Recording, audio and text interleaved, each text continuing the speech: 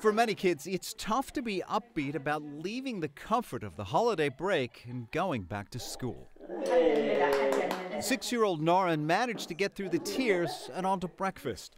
A small but significant move forward that can only truly be appreciated when you consider where Noran and his family have come from and what they've been forced to endure.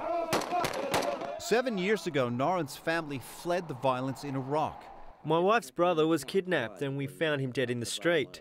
My wife was alone at home with the kids. She was beaten and assaulted.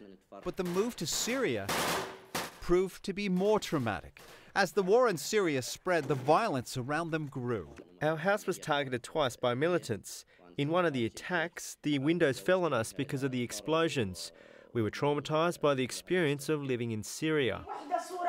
Which brings us back to today, getting ready for the first walk to a new school, a nerve-wracking experience at the best of times. We're doing so after having just made the transition from a place where bomb blasts and the sound of bullets are the norm to a place like this, for most of us, is unimaginable. For Noran, the environment has changed, but the trauma remains. When they were in Syria, they usually targeted schools and do the explosions there.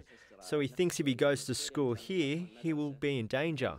It's a common reaction from refugees who've escaped such violence. They had to flee, they had interrupted schooling, they had trauma experience, loss of family members, fear of war, fear of strangers, and inability to cope. But on this day, Noran's parents saw something in their youngest son's eyes that they say hadn't been there for a long time. The look of happiness and the confidence from such a little boy to cope with where he's come from while taking small steps forward. Greg Navarro, World News Australia.